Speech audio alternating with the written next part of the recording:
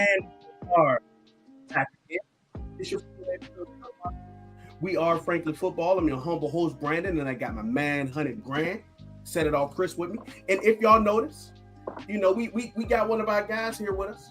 The honorable, respectful, the always welcome DMV fanatic in the building with us. DMV, how you doing, folks?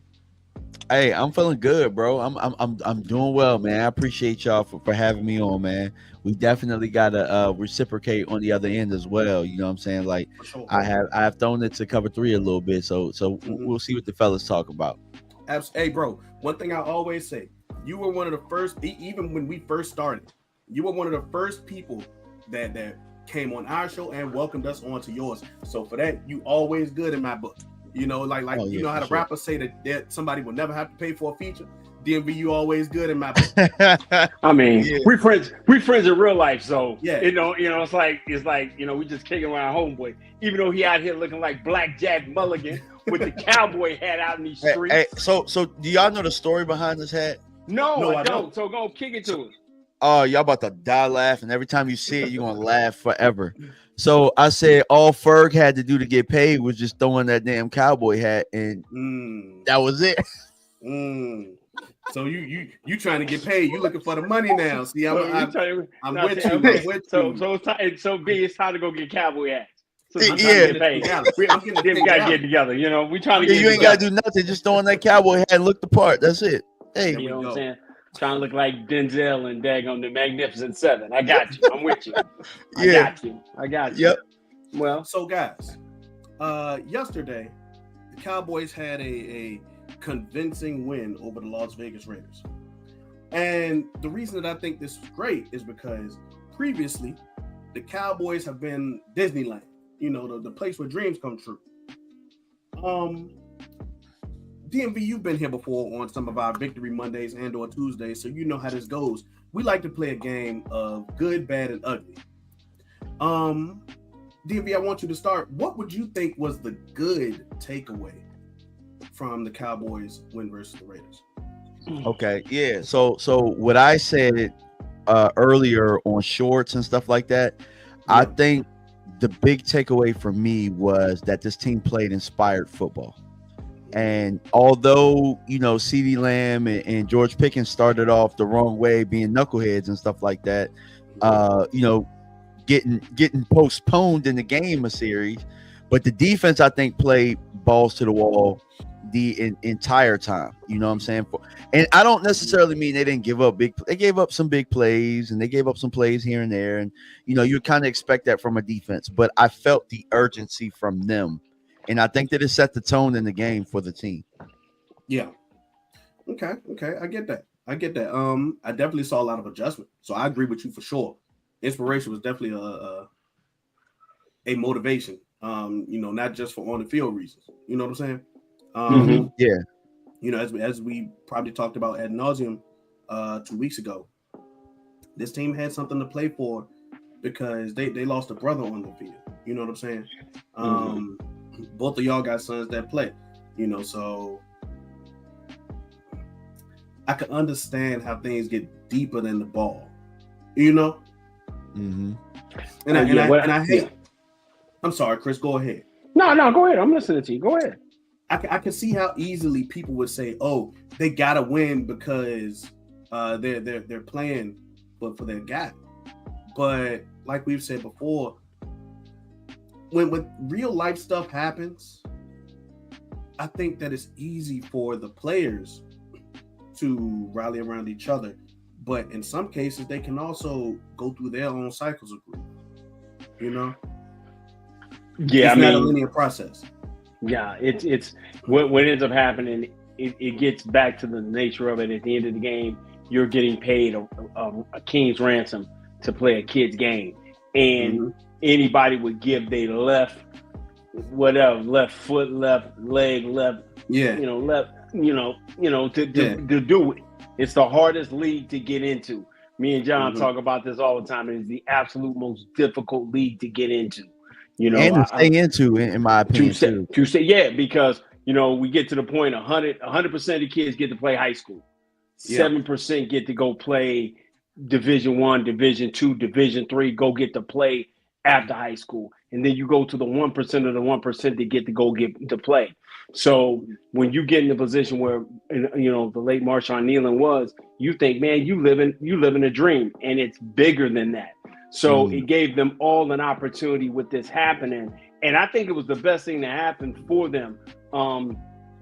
We don't like to give him a lot of credit. Jason Garrett didn't get a week to get his team prepared. When Jerry, I think it was Jerry Brown, passed. Josh Brent. Was it Josh Brent? There we go. Josh Brent. But is Josh Brent that died, or was it the teammate? Was Josh Brent the one who got in trouble for it? Yeah, but I think it was I think the brother's name was Brown, who ended up dying. Mm-hmm. Okay, but he didn't have a week. He had to get them ready that next Sunday.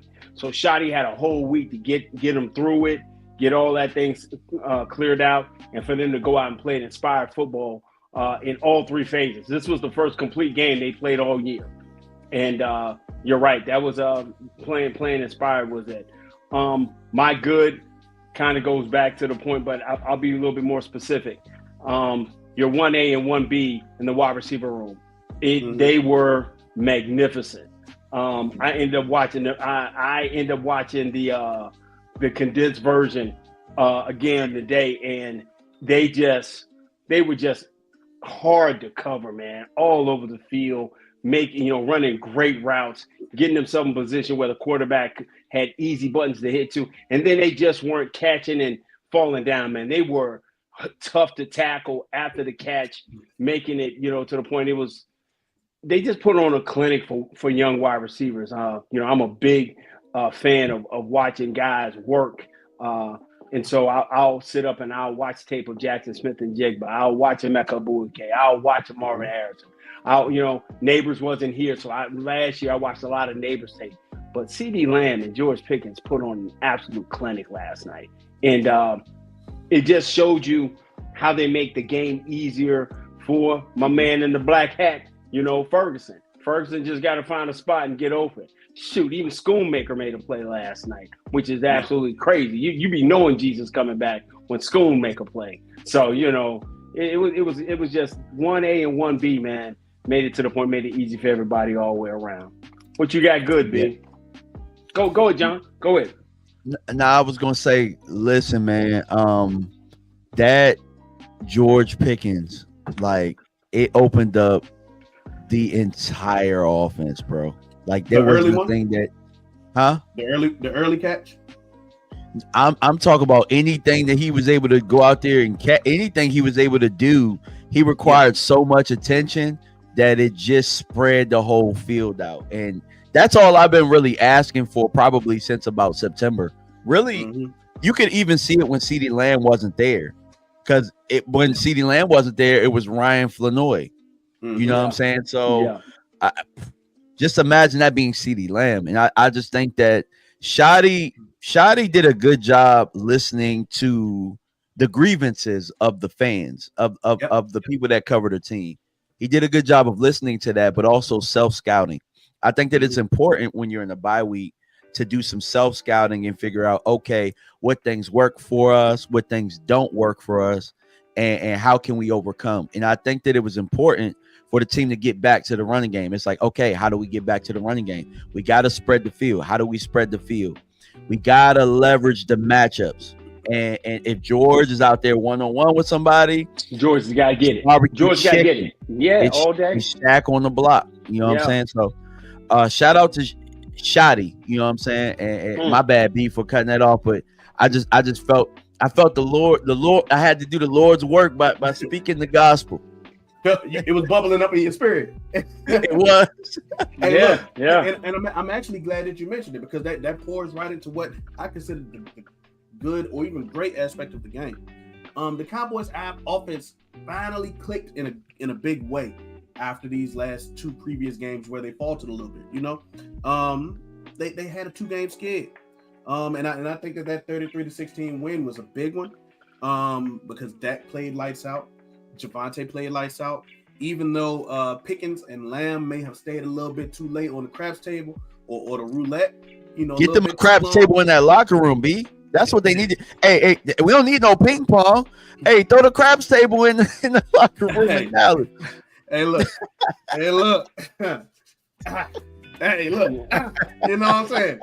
But yeah, man, I think that all of the cylinders on offense were firing. And that was so important because not only were they coming off of a bad sure, let's call it bad. A bad two previous games. But they didn't play down to their competition again because there were many opportunities for them to kind of win these last 2 weeks and they didn't show it. They did it against someone that they should beat this week, you know? And I think that was really important because they exploited the Raiders' pass defense, which does rank dead last in the league for what it's worth.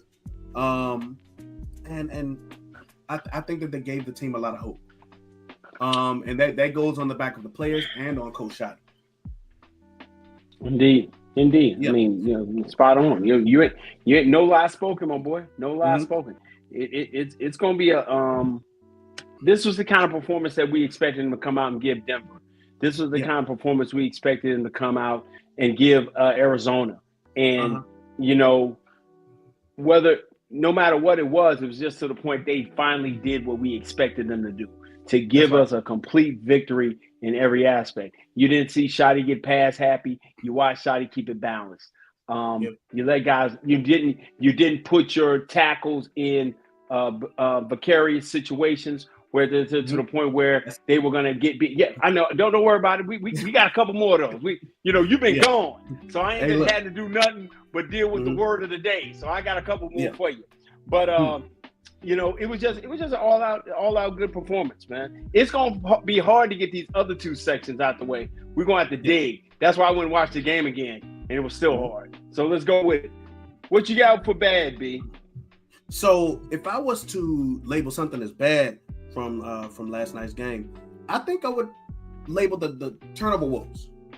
For the past 3 games, we've kind of suffered a few turnovers, more than a few actually, whether it be interceptions or fumbles, like in this case.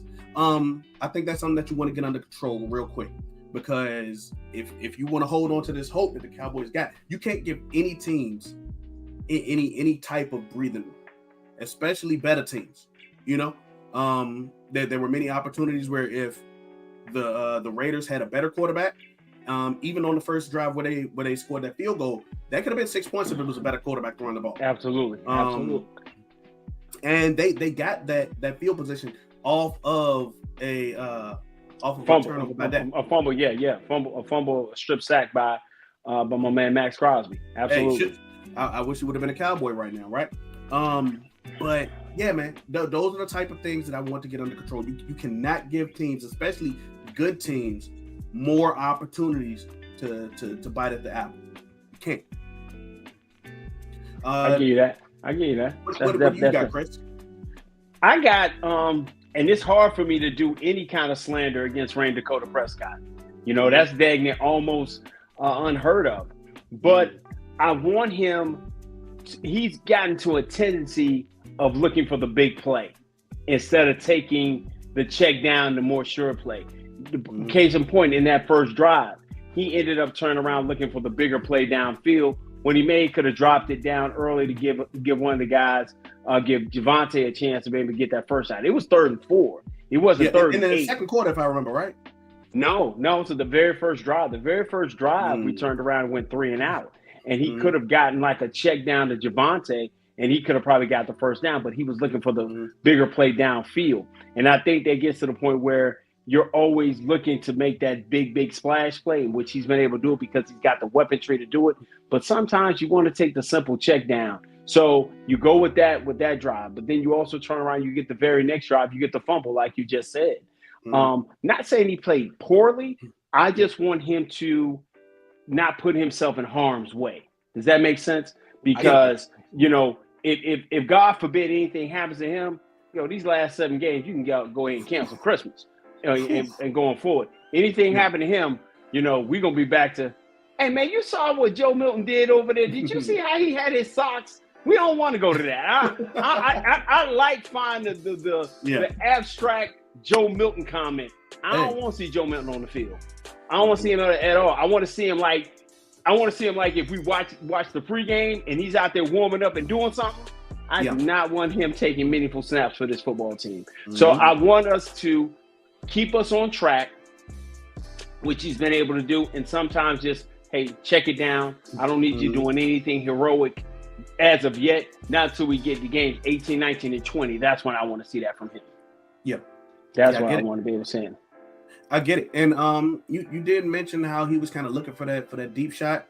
I do think that there were times where he was holding on to the ball a lot and didn't throw it away. So I agree 100%. I agree 100%. Yeah. And it's hard to find something bad, but I mean, especially in that game. But yeah, that's what I got bad. What you got, John?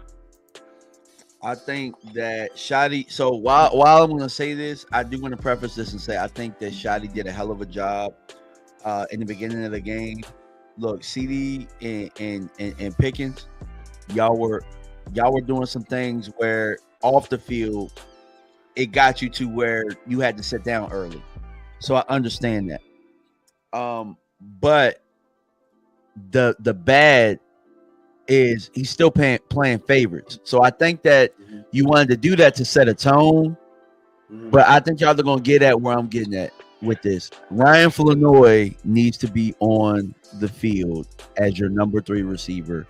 And I think that the Tolbert and the Turpin thing, like I think it's clear right now, and I don't think you should mess with it anymore. Yeah, you might like Tolbert as a person, might be a really good person, might be smiley, you know what I'm saying, might shake hands, but guess what? That don't get Joe Milton in the game, and everybody loves Joe Milton. Okay. But Tolbert got to come off the field, and I need most of his snaps to be Flournoy. Gotcha. Straight up. Wow. That's so. Now I'm gonna piggyback a little bit on that because I got a friend, like his name is DMV Fanatic, and we talk about stuff. I'm gonna treat according to talent. I'm gonna treat you all fairly. If you're great, you're getting benched for the first series, and then I'm gonna get you back because I do play favorites because favorites help me win. Okay, absolutely, yeah. So my best players got him, but I echo 100%. I am the experiment with Cavante Turpin is over for me. I'm tired of him jumping up with all this robust. Oh, I should have caught it. I'm tired of that. You're a kickoff returner. That's what you do. You're a gadget guy. If you come in, you're going to catch a reverse, flip screen, something. You are not a wide receiver. Ryan Flournoy, you're a wide receiver. Jalen Tolbert, we appreciate what you did in 2024 as being the Cowboys' leading receiver in touchdowns. But outside of that, you need to be a gunner and you need to be the 4th option on the field when it comes to being a wide receiver. And you're right, bro. That is the one part that I had to give Shotty. Listen, man, stop playing with me because the guy isn't. And Tolbert is definitely capped out what he is. Flournoy, man, that whip route that Flournoy did near the goal line was absolutely perfectly executed. Body control, lean, made the corner give it up. John likes to go out and say, hey, what did this corner do wrong to get beat? While he was away, B, or you may have seen it. Hey, what did this guy do? I'd just be like, yo, he lined up against that guy. He can't cover him. I'd be like, come on, man. No, he just can't. Come on, stop it. But on that play, Flournoy gave him enough body lean to the inside that the cornerback gave up leverage. And as soon as he saw him give up leverage, he spun back out and whipped it back out and was wide open. Man, it was such an easy pitch and catch. It was a beautiful route. Get that guy on the field, man. I agree. I do think that we've kind of run the course of like Turpin doing actual wide receiver things. We just kind of need him to be like special teams guy right now because Flournoy ran in his trap. You know what I'm saying? He took all that. Man. And I also think that when it comes to like having your best guys on the field, Chris, I can't remember if I text you this or if I text like Vach this. Keeping your main guys off the field, your gangsters off the field, that don't do nothing but hurt you. You know what I'm saying? And so you kind of saw how important CD and Pickens are to this offense in that first drive when they weren't on the field. I mean, but that's that. Because, I mean, but we all know that though, B. But my thing is, there should never be a point where my third guy is a Flournoy. Yeah, my third guy has to be Flournoy. He has to be. Seeing Tolbert and Turpin out there, I'm like, yeah, you worded it correctly. You gotta pick. It's like you gotta use your favoritism wisely. Yeah. Jimmy Johnson did it. Jimmy Johnson wasn't going to cut Michael Irvin for the same thing he would have cut. I mean, there were people that might have sneezed in the meeting that got cut that just weren't good enough to cut it. I heard Michael Irvin took razor blades to people and stuff like that off the field. I heard he was a menace. Hey, I mean, because Brandon is a guy who holds grudges, and really, and I've never told you that before. Oh no, yeah, but he's a stickler about being a man of his word. He would have heard the story about Michael Irvin totally getting left by the plane, and then having to sit out a quarter, and then or sit out. I think he sat out like the first series, and then Jimmy put him right back in. Dude, listen, I want to win football games, and Shotty know he got to win football games, and that was a must-win game. So yeah. We're gonna punish them for being knuckleheads. But at the end of the day, let's get in here and win these football games. Yeah, absolutely. And those guys know that they let the team down at that moment. Yeah, they know that, and I think that it served that purpose. And you think Shotty didn't want to throw those guys out there? Absolutely, he wanted to, but they needed to do the things off the field that they needed to be doing. You know what I'm saying? So absolutely.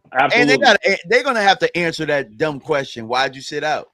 Why'd you sit out? Why'd you sit out? You know what I'm saying? I think that it served its purpose.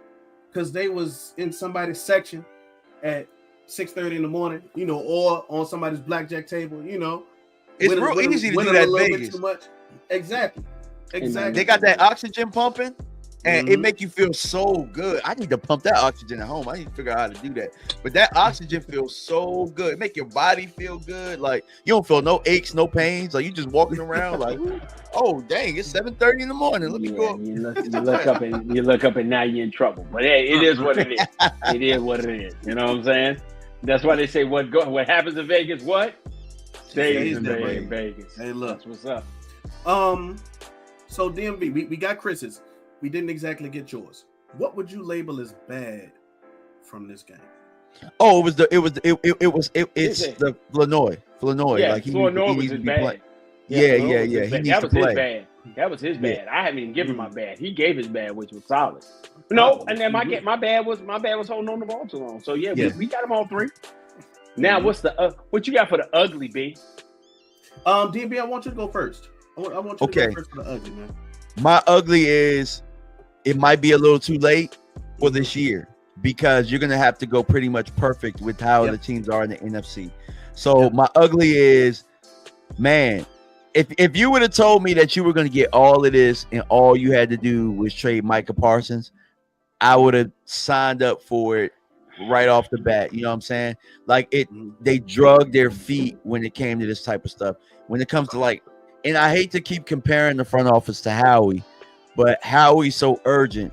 And I think that they waited too long. We talk about leverage. I think that they waited too long and they drug their feet. And now you're in a situation where you have exactly what it is that you need on this team. You got the D tackles, you got the wide receiver, you know what I'm saying? You got the linebacker. Now you have exactly what you need.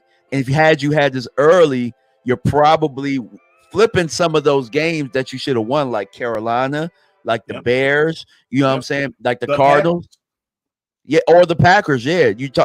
That's 4 games that you possibly could have won had you made some of those moves early. So I think that the ugly is that you're playing for next year, technically. Yeah. You know what I'm saying? Unless some luck happens. Yeah, absolutely. Absolutely, man. I do think that a lot of what we're seeing is going to be for 2026. Quentin Williams, as much as we're getting him now, we're going to see more in 2026. Logan Wilson, and Chris is a big proponent of this. He's not even 12 months from his injury. we're going to see more of him in 2026, a better version of him. So yeah, man. I believe that this year could be lost because of their inaction. But man, with what we get for next year, and it's so early to talk about this. It's scary, dog. It's scary. You know, I don't like to, say things or put anything out there crazy, but sometimes the writing is right on the wall. Mm-hmm. If you go ahead and fire certain people, or people have the ability to be fired, they make Mm-hmm. decisions different. Like, I know this sounds crazy, but you pay your rent or your mortgage because you know why? There's a propensity to get your ass thrown out on the street. Mm. You turned around, right? You paid a cell phone bill because you know that T-Mobile, Verizon, AT&T will cut that off. Mm-hmm. The problem is we have been barking for a defensive tackle for months, right? Years. Yeah, got you. Years. Okay, I'll give you that, John. Maybe a decade. Yeah, you've been asking for a GM. You've been asking for a defensive tackle forever. It's just not cover 3. It's not just Boss Cowboy. It wasn't just Henny at the headshot. It wasn't just Landlord. It wasn't just Big Game Jack. It was idiot. Everybody was saying, go get a defensive tackle that you have to double team so you can dictate other things. Man, Geno Smith was under siege last night. Yeah. He was under absolute siege. And as we saw, and me and you talked about me and you talked about this many times before, Calvary's on the way. The help you need in the secondary is on the way. You were able last night to cover up Donovan Wilson. Do you know how good your cornerbacks have to be to make Donovan Wilson look like he's a player? Do you know how good your secondary has to be for you not to look at Keith Murray and say, I'll keep saying that, dude. The rapper Keith Murray. The most beautiful. Hold on. I do that, man. I do because I know it's gonna be a party. You know what I'm saying? But Kenneth Murray actually tipped the ball up in the air, was kind of in depth and deep enough to make a play, dude. Because your secondary was intact, man. Malik Hooker played really well last night. He must have been really hurt because he looked different. He looked real different. Real different. He played well. Kalen Clarkson, man, dude, he's living up to that 21, man. He played really well last night. Tackling in space, things of that nature. Bruh, Javon Rebel, man, he's going to have to get a different number, man.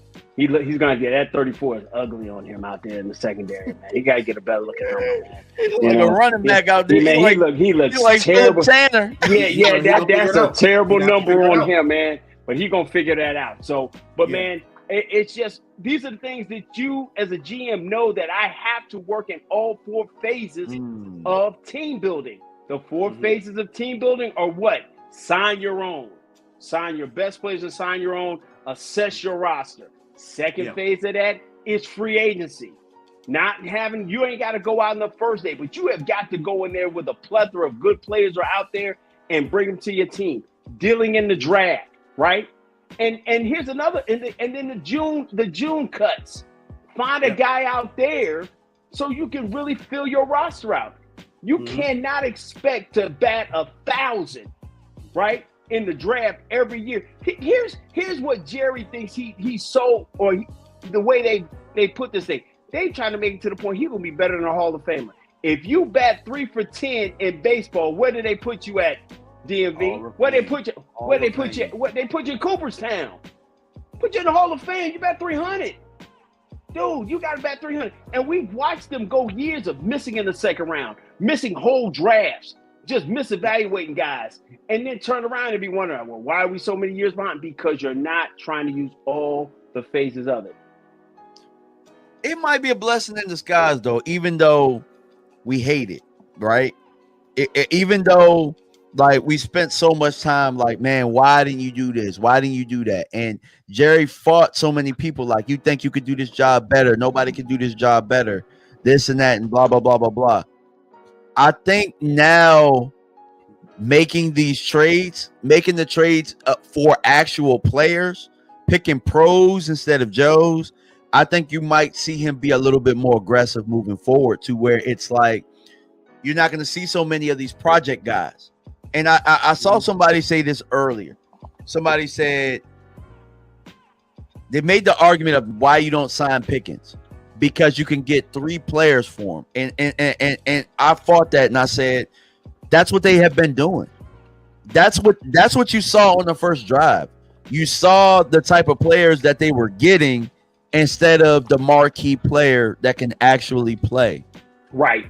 I don't even think you play around with that. I think that you, bro, once you get players, bro, get players at this point. You've tried that, and you know what I'm saying? Like, let those people fit in as support roles and stuff like that as they fit in on support roles. Like you said, Jalen Tolbert, you're like an excellent gunner right now. Turpin, excellent. Now you can focus a lot of your time, most of your time on kick return.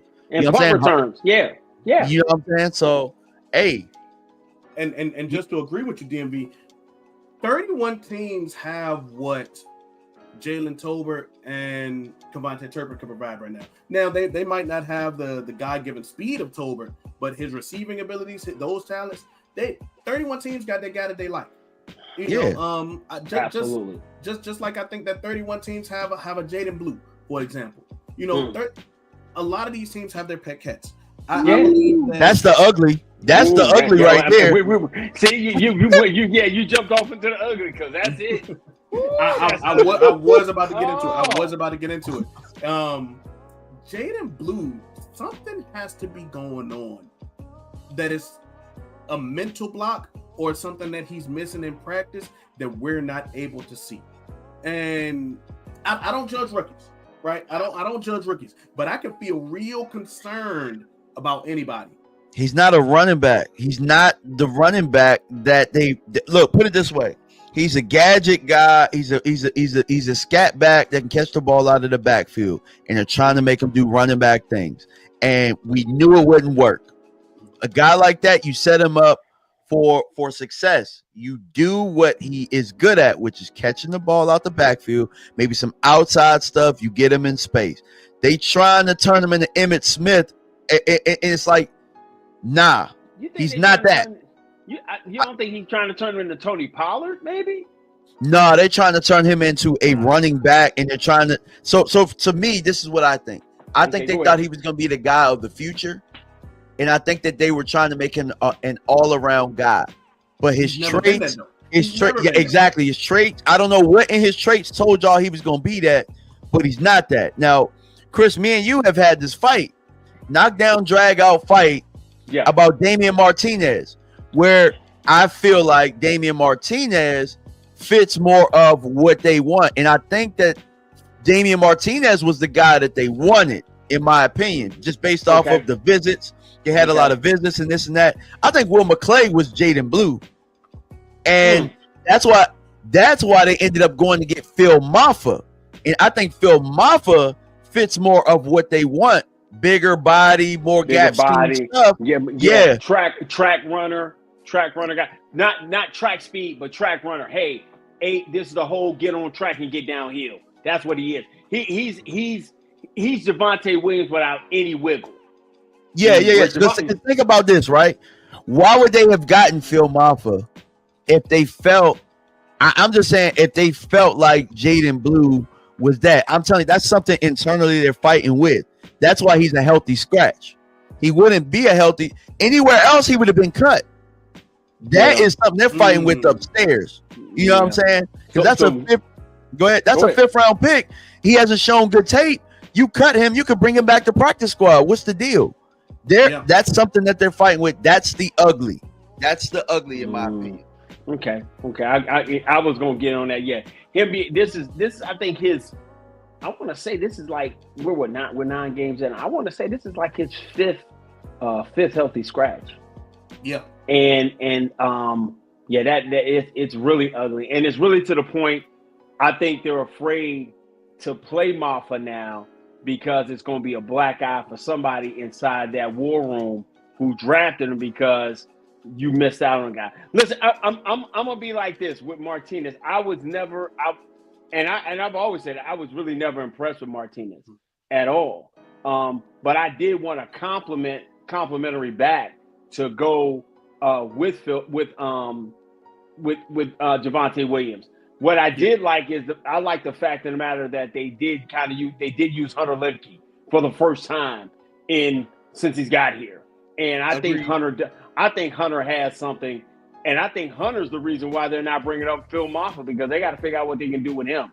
But Hunter is versatile. You know, he's I think what the 49ers have, their fullback was Ramczyk. Is that his name? I think that's his name. Juszczyk. Okay, Juszczyk. But they use him like a battering ram because he's blocking guys out, but he finds his way into the passing game and things like. And that's what Hunter did last night. So Malik played well too. Malik had some good runs too. Malik run like a dude, like he got to keep the lights on. Malik runs with purpose, and he's trying to get every ounce of it. And that's the thing about it, man. They can bring him over for a $48 check, and that Joe could come out there and do his thing, man.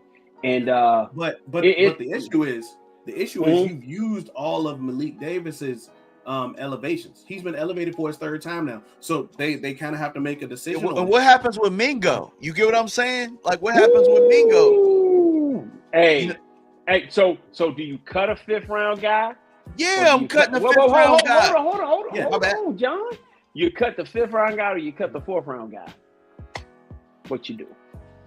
Do you cut the 25? Do you cut the 25 5th rounder, or do you cut the 25 the draft 25 4th rounder that you're getting nothing from and you don't need him? And shout out, hold on, and shout out to our boy Bluff Cowboy who said Jonathan Mingo was terrible. He said that. He did. Well, I thought Jonathan Mingo was hurt though, because when we saw him in preseason, he wasn't back. He was actually in front of Tober. He was whooping Tober's ass for that spot. But but here's the problem. Flanoy. No, that's not the problem. Well, Flanoy has surpassed both of them, but Mingo is not a better gunner or special teams guy than Tober. Is he not? Because I remember last year. I remember last year Mingo on specials was all right. You know what I'm saying, making tackles and stuff. So, I mean, can we confirm? I know Mingo's a better receiver, in my opinion, than Tolbert is. But I don't know. I haven't seen enough of Mingo. I haven't seen enough. I'm about to say in preseason it wasn't close. You know what I'm saying? Preseason it wasn't close. And then when you got him with Trey Lance last year, he started actually catching the ball. When you had Cooper Rush, he couldn't get him the ball. I'm inclined to agree. I do think that Mingo does receiver things better than Kavonte Turpin. I was talking about Tolbert too. No, everybody, you do better receiver things than Kavonte Turpin. Stop it. Stop it. We're trying to talk about guys who actually play receiver. So sure, my thing, okay, right? So, but I'm saying, can you keep Mingo on injured? Do you put him on injured reserve again, or is he done for the year? That's kind of where I'm at with that. To do what? That's what I'm saying. Do you cut the 5th round guy who's giving you nothing, and you don't want to lose Malik Davis because your greatest fear? Yeah, because I don't want to lose Malik Davis. That's what I'm saying. I'd rather if I'm gonna have a healthy scratch, I'd rather it be Mingo, and then I can have Malik Davis. You get what I'm saying? But if you're gonna have a healthy scratch, why don't you just get rid of Jaden Blue, who you have that's what I'm saying. I would rather my healthy scratch be Mingo and cut Blue and put him in the practice squad, because ain't nobody gonna take Blue, bro.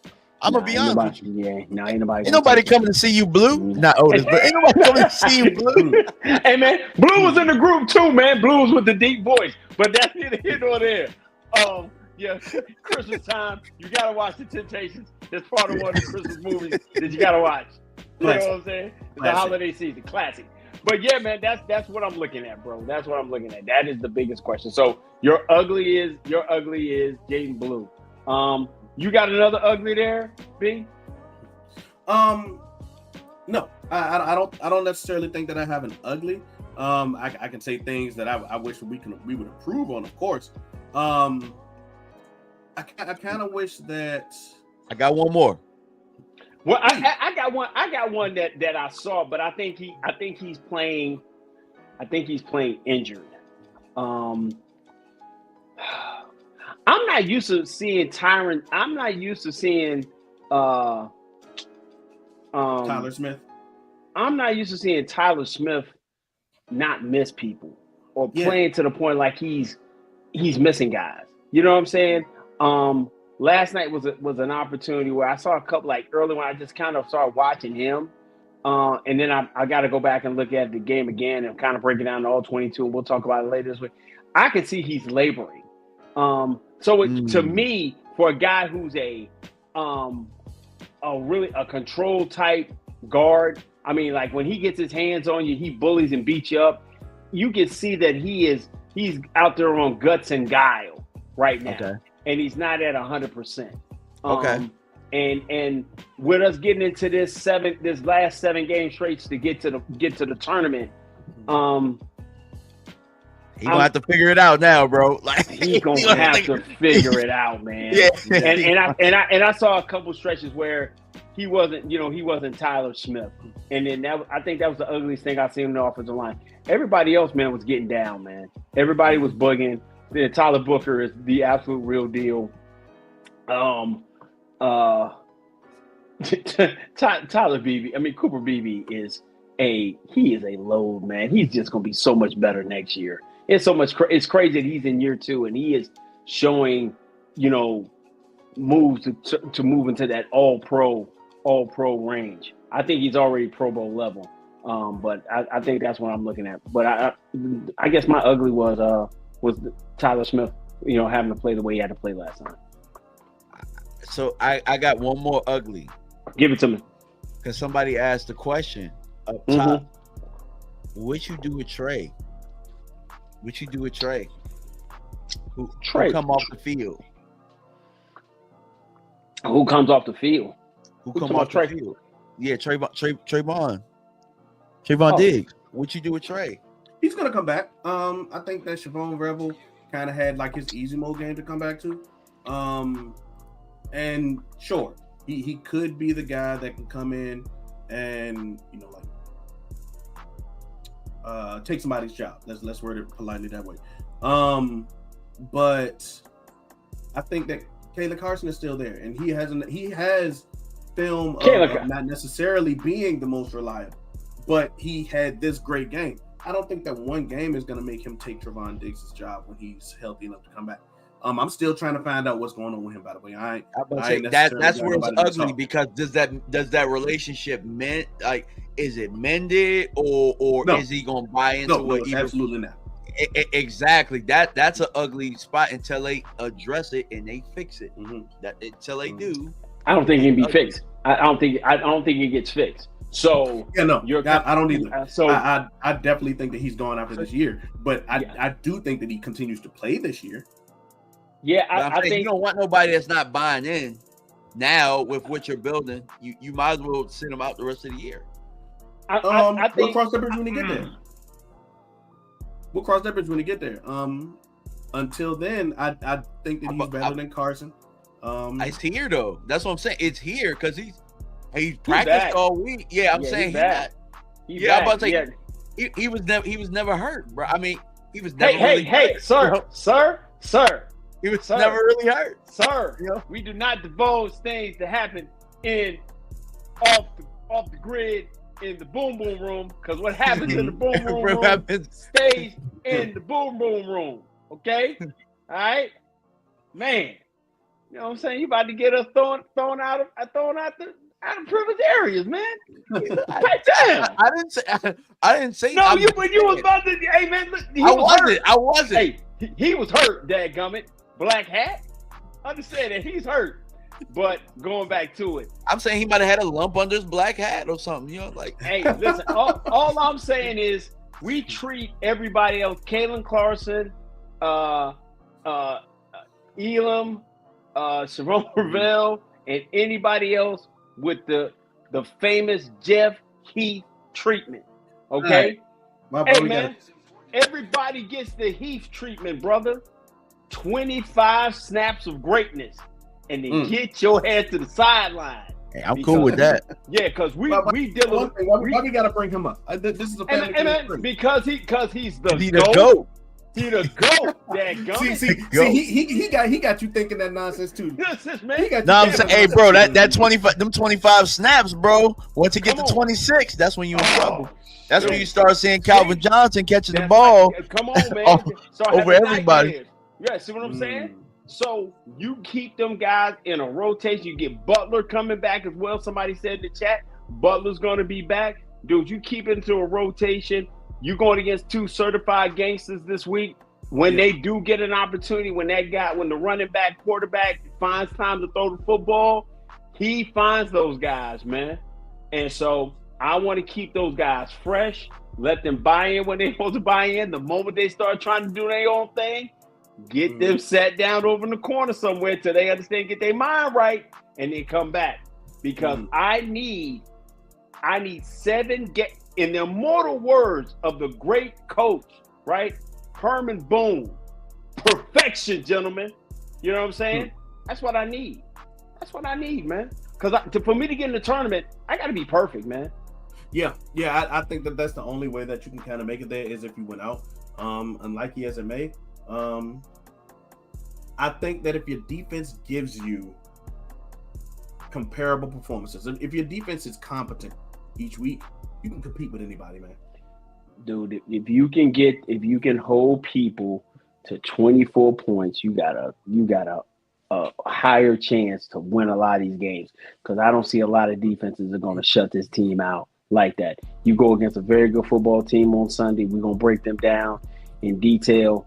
And like you going through your murder row these next 3 or 4 games. But you've given yourself no wiggle room over the next 7. Yeah, I agree. And it does not start off easy.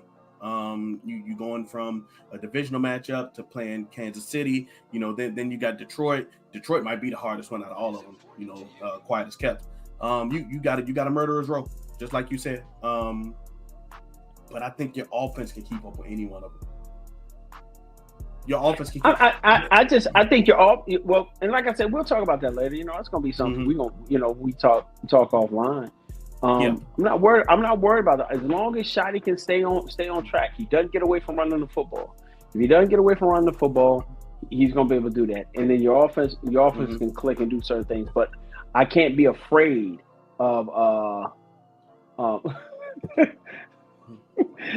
somebody just put on Twitter about this what I'm talking about the GOAT. Hey man, I'm always gonna give respect to the GOAT, man. I'm always gonna give respect to the GOAT, man.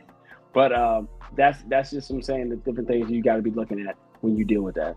But they're gonna get every week to prove it. Here was one that we asked backstage, and we're gonna let everybody in the chat go around. Hey man, look at him. Woo! The GOAT, that's my guy. Jeff. But going back to this, we asked this in the backstage. We want to ask everybody else about this. Has Eberflus gotten an opportunity for you to give him a pass on anything? I'm gonna let John go first. Let John go first. You know what? Hey, look. Hell no. Because the reason I say that is, like, just because you got really good players don't mean that you're good at your job. Absolutely. Don't mean that you're good at your job. I think the best coaches, or if you're doing a really good job, it's how you have guys prepared when you don't have as much of the talent. Because guess what? Knock on wood, what happens when somebody goes down or somebody goes down? Like somebody talked about it. This team wasn't healthy, or this team wasn't healthy, and blah, blah, blah. I watched Zimmer do better with less. Yeah. I watched Zimmer do better with less, bro. So I'm just saying, the coaching job, the managing of the people, you know what I'm saying? Because I can't remember which one of my cover 3 people said it. I think it might have been Tuck, where it's like everybody loves Shotty, but don't nobody say nothing about Eberflus. He's somebody that this team probably could do without. Just keeping it a buck. You probably have a better defensive coordinator that can come in here with the talent that you have now accumulated and make it a juggernaut. Yeah, I mean, going back there, yeah, he doesn't get any passes with me. He's given up too many games where it was just people were looking like they didn't know what they were doing for me to give him a pass of being like, oh yeah, I forgive him. Nah, man, you done burnt me. First time, you did it to me. I'm kind of scorned. I'm tired of having to eat the cake anime. I'm tired of getting dragged down the hallway, put in the room, and folk tell me to go outside and do something. Man, he has been god awful. When you start flicking your pen like that, B, it's killing you. So what are you thinking about, B? So I think that the way that they're kind of formulating this defense is to cater to Matt Eberflus's coaching style, right? Because he wants to win with 4. So now they have an elite defensive tackle who they could just put in A gap and let him, wreck the club. There were times where they even just put 3 defensive tackles on the field. Quinnen, Osa, and Kenny. Just had 3 of them, and then it was so beautiful, dog. I'm not gonna lie. Work of art, right? Work of art. But like Chris and I mentioned in our mid-season review videos was out. I'm not so sure that they get rid of Flus, because Jerry talked about the importance of continuity. That's a TI word of the day. And now they're also building this roster to Flus's strengths. As much as you say, they can get Flus up out of here and another coach could do his job, I don't think that they believe that. I think that they believe that they want to stick with him, and that they're going to continue to build the team within his vision, and that box that he visualizes. So yeah, man. As much as sure he hasn't been great in the first half of the season, I think that they're gonna try to give him what he needs to succeed, which is great. It's like I agree with that. I agree with that. But in the same breath, who's running through a wall for him? You know what I'm saying? Who's running through a wall for him? And it's only dependent. It's only as good as how healthy you are. And what I'll say with that is, not every coach. Some coaches can roll with the punches and still get things. Like, think about this, right? How many times do the damn Chiefs get hurt? And Steve Spagnuolo got to find ways to dial up different blitzes and all that type of stuff. You know what I'm saying? Like, or your top. Oh my God, we got the goat up in here. Hey, oh my God, we got the sensei in the chat. By somebody, much salute to my dog. Yeah, the Doski Woski. Hey, look, the guy, my homie. Much salute to the sensei. Senior whooping feet. Yeah, man. Hey, man. Yeah, man. But going back to all of that, though, the thing about it is that you're still looking for when you don't have your full complement, what can you do? Going back to what you said about Spagnuolo, he didn't have McDuffie for damn near half of the season last year, and he still was able to turn around and start doing certain things to keep that thing covered up until McDuffie got back. Now it was a little bit too late, but that dude still got him to the final game of the season. So it's a great comparison, because the Chiefs every year they got to figure it out, bro. You just watch the Cowboys or like, no, they don't have better players. Like, the Chiefs are always trying to figure stuff out. Yeah. They got maybe one or two marquee. Yeah, they got one or two marquee guys, but better players all around. Hell no way. So think about it like this. Last year, the Chiefs won all but one of their games, which were one-score games. They didn't have a choice but to figure it out last year. This year, they're 0-5 in one-score games. So they're once again having to just figure it out and make adjustments as the year goes. As the year goes on.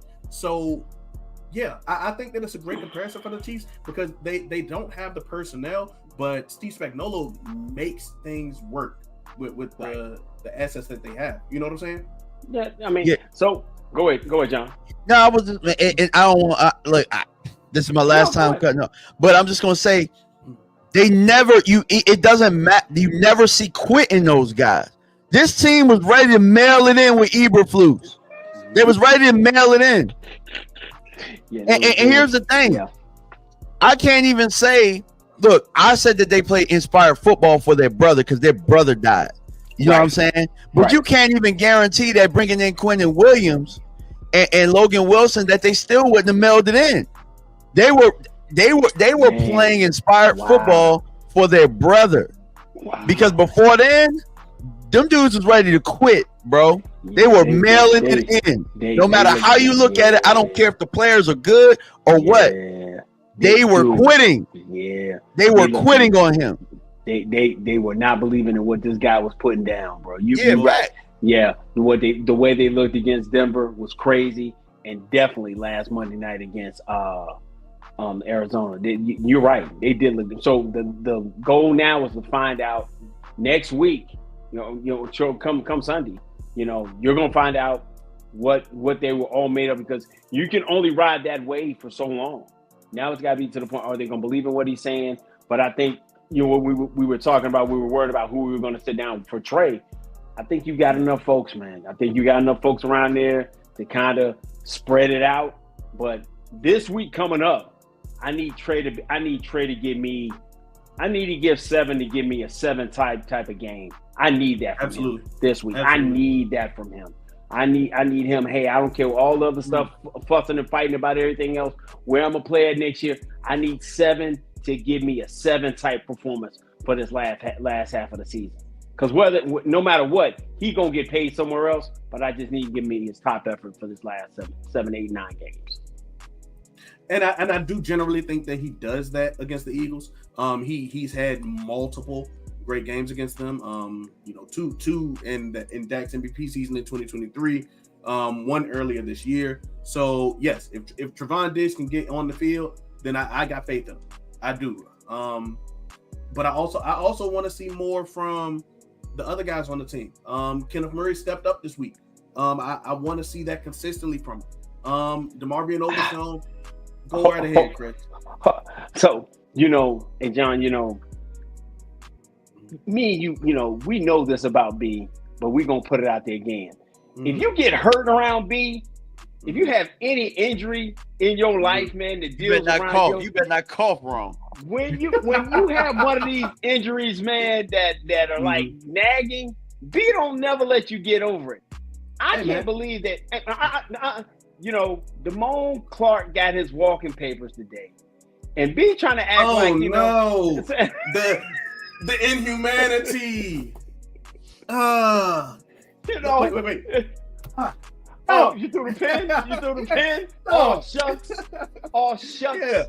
Yeah. And this was the guy B been trying to get rid of for the last 2 years. But I think I've been right about him since we drafted him. For what it's worth, I've been right about him since we drafted him.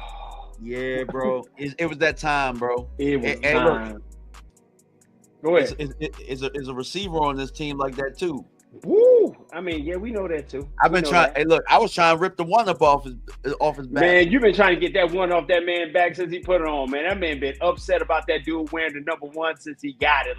Like, who are you to wear one? But that's neither here nor there. But a dog has to wear single digits, not just one. Any single digit, a dog. What you mean? He the best gunner in the league.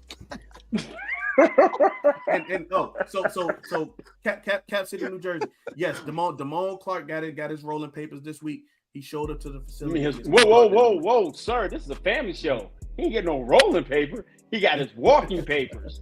Hey, look, this is a family show, sir. Hey, man. He gonna need that type of paper. He gonna need it today. He gonna need him a cognac and a banana, and maybe something like that. But whole time though, watch this. I bet you he end up with the Chiefs. They always take the Cowboys scraps and they go to the Super Bowl. They do. Yeah. So look, my man, look, sports guru in here talking trash about Spagnuolo. How many of the Cowboys scraps them dudes that came and got? Peyton Hendershot over there. The cornerback. But he turned out to be good. Shavarius Ward. Who was the defensive lineman we missed on, and he went over there and won a title? I forget his name. It was the I can't think of his name. I'm saying is that the Chiefs find him and Spagnuolo figures out how to use him and piece him around him, and that's what you want Eberflus to be able to do, because you want to be able to hope those guys turn around and be able to make things go forward. That's what you're hoping. You're hoping that Eberflus can start pitching close to average games, so you have the opportunity to get wins. That's what you're hoping for. Yeah, for sure. And not to pat myself on the back or anything. Nah, we don't want you to break your hand or nothing. Yeah, man. I'm a very humble guy. That's my good hand. That's my strong hand. That's my strong hand. Like I said, man, I was right about the Mo Park since we drafted him, dog. Outside of the neck injury, which a neck is a neck is a neck. You know what I'm saying? JJ Watt said that once a neck, it's always a neck. He was, in my opinion, a very reactionary player. You can always see the wheels turning. I remember this from my draft eval. I wasn't a fan of his lack of instincts, man. And that's something that 4 years in, he could not get rid of. He could not develop those instincts. And man, Chris, I thought that he was gonna take that next step, Chris. In the preseason, you thought he had turned the corner, man. You thought he had turned the corner. I was wrong, dude. Yeah. So I mean, shout out to Damone. He lasted longer than the average NFL player, but man, it's the league. It's a fast league. You cannot let it pass you by. Without question. Well, I mean, that's 3 strikes in a row for LSU players with us. So, it is what it is. As much grief and hell we give Michigan players, we sure as heck done missed on all the LSU guys we've had. But it is what it is, man. Yo, man, are we an hour in? We an hour in already, man. You know, when we got DMV in the building, man, that hour feel like 10 minutes. Yeah, you man. know what I'm saying? Dude. It's always good hanging with family. It's always good. Absolutely. With this win, because I want to get us out of here because Chris, you got a hard stop in about 15 or 20. With this win, what is the one thing that you saw that you want to try to carry over as we step into this challenging gauntlet? DMV, you mind going first? I'm sorry. Repeat the question again. My bad. I was trying to look up who that defensive lineman was. I get it. I was saying, what is one thing from this win that you want to carry over into these very challenging games coming up? I think that they just have to take it a week at a time. Like I said, I learned this from a coach that I coached under once before. Just go 1-0 each week. So I think what they have to carry over is just, don't look down the schedule. You just got to look at your opponent and focus on who that is. And I think that the Raiders were that. And although it was pretty heavy the last couple of weeks or whatnot with Nealon passing away and stuff like that, I think what you could take away from that is when they had to dial in and focus on their opponent, they weren't worried about all of the outside things. They were just worried about what was in front of them. So I would say take away to just focus on what's right in front of you and not what's down the line. I get it. Yep. It'll especially in these next few games, it'll allow you to not get overwhelmed by your upcoming Anthony Hitchens. He was one of them, but I think Taco Charlton was the other one. I think Taco was with them for a little bit. I think. Did they win? I don't know if he won a bowl, but Taco definitely was there. Yeah, I remember Anthony Hitchens though. I do remember Anthony Hitchens. Yeah, Hitchens too. Huh? Yeah. Hitchens won a bowl. Yep. Mo Claiborne was Mo Claiborne there too? I think he was. I can't remember who picked up Mo.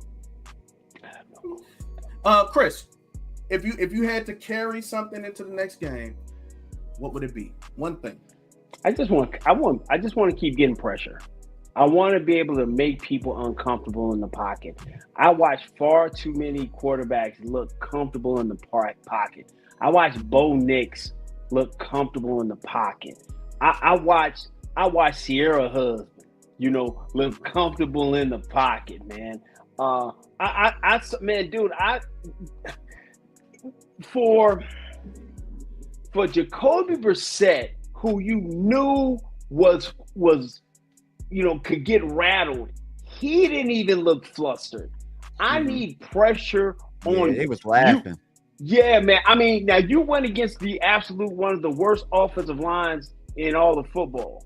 So I just need you to continue to be able to do stunts, do different games, and guys to as Vach put out so many years ago. I don't need anybody remember this.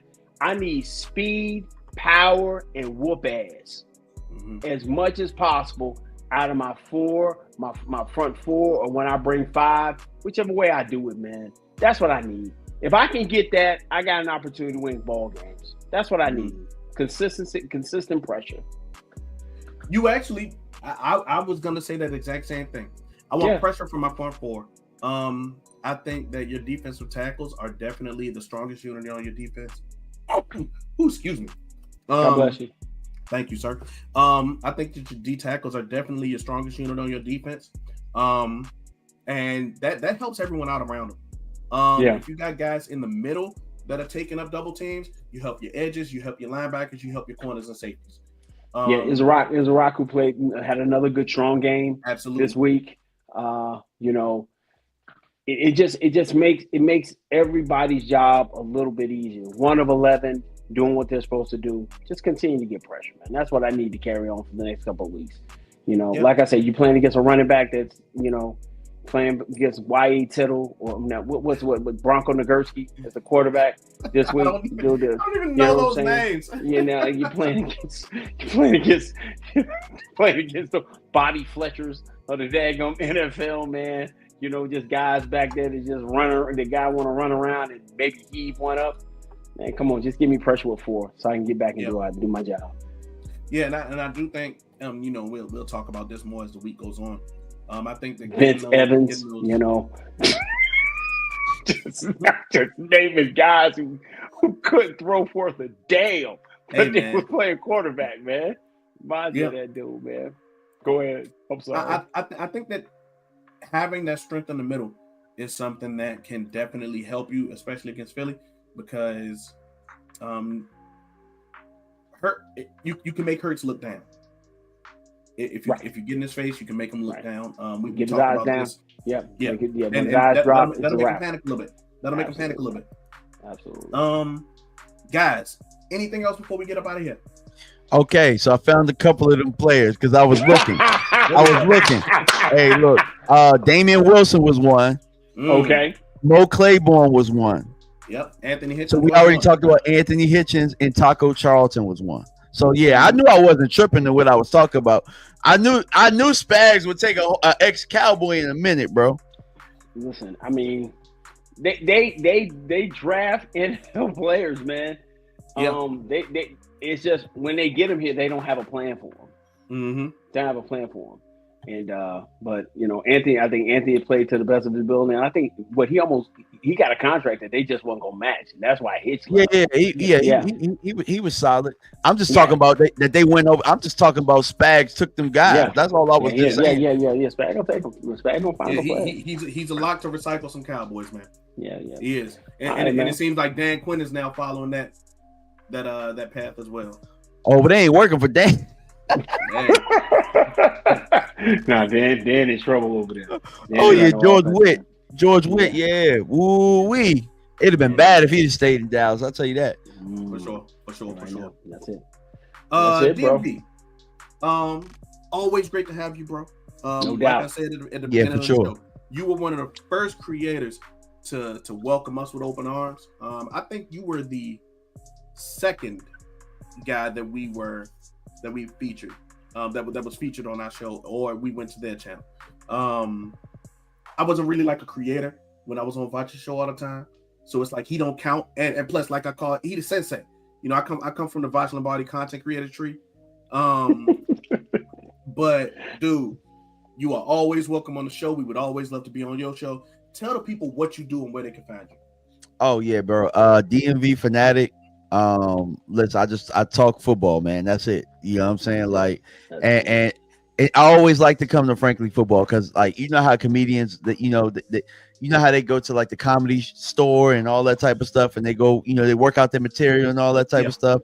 When I need to get myself back on track, man, I know that I'm gonna get sharp football conversations from you guys, and I think that I think Vach said it good. This is a great discussion, and I hope that wherever you are, you share it and you let everybody know that Frankly Football is back, and they putting together some good shows, some good work.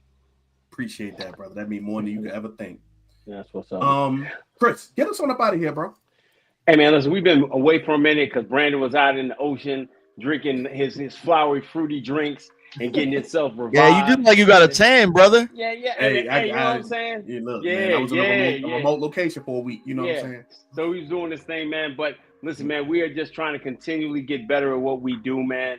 Please do not forget to. He said the QR code's up there, but make sure that you like, you share, you subscribe. Make sure you follow my man DMV Fanatic and kick it. Look at the stuff he puts out. He puts out amazing content on a regular basis, man. Stuff that I'd be like, "Ooh, I didn't know that. Hey, I want to try to do that." But he always got to get that going. But man, we are the dynamic duo to get this on, man. I'm the dude on the side of the road with the sign saying, "Hey, I need a couple of dollars, but I got a Ferrari parked in the back." And I'm always going to kick it with my man, Brandon, man. And we together will always be Frankly Football, man. So until next time. Peace.